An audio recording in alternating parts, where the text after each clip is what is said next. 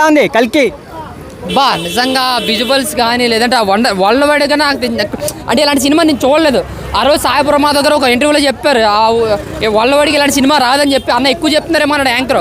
కానీ నిజంగా చెప్పడం కానీ చూసిన తర్వాత తను తక్కువ చెప్పడం అనిపించింది.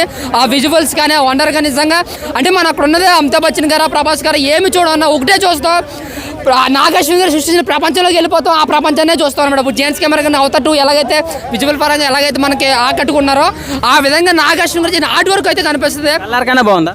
సలార్ కన్నా అన్నిటికన్నా బాగుందన్న సినిమా. నేను అక్కడ ప్రభాస్ ఫ్యాన్గా చెప్పట్లేదు, నాగార్జున పడ్డ కష్టంగా చెప్తున్నాను. సినిమా అయితే మాత్రం చాలా చాలా బాగుంది. వాళ్ళ విజువల్స్ కానీ లేదా సంతోషానికి ఇచ్చిన బ్యాక్గ్రౌండ్ స్కోర్ కానీ నిజంగా నెక్స్ట్ లెవెల్ అనిపించింది. ఇంకా అశ్వత్థామకి మన ప్రభాస్ గారు జరిగే ఆ ఫైట్ సీన్స్ అయితే నెక్స్ట్ లెవెల్. క్లైమాక్స్ మెయిన్ అన్న ఎవరు ఎక్స్పెక్ట్ చేయరు, క్లైమాక్స్ ఎవరు ఎక్స్పెక్ట్ చేయరు. కొన్ని characters Spiderman, Avatar, Batman ఈ రేంజ్ లో ఉందా? Black Panther, Avatar, Marvel series వీటితో పోల్సిన సినిమా ఇది. మనకి ఇండియన్ ఏ సినిమాని పోల్చలేమన్నా. కానీ ఇక్కడ నుంచి నాగార్జున గారిని హాలీవుడ్ రేంజ్లో చూస్తున్నా. రాజమౌళి మించే అంటే రాజమౌళి 12 సినిమాలు తీశారు కదా, సీనియర్ కదా అనుకోవచ్చు. ఆ విషయంలో ఒప్పుకొచ్చాము. కానీ టాలెంట్ పరంగా విజువల్ పరంగా చెప్పాలని రాజమౌళి మించే నెంబర్ 1 అనుకోవచ్చు నాగార్జున. 5,000 కోట్లు పక్కన అంటే చెప్తున్నాను కదా, 3,000 4,000 ఎంత వచ్చినా సరే చరిత్ర సృష్టిస్తుంది. బీబీ రికార్డ్స్ అయితే 5 to 6 days లో ఖచ్చితంగా రాసిపోతాను. సూపర్ అన్న.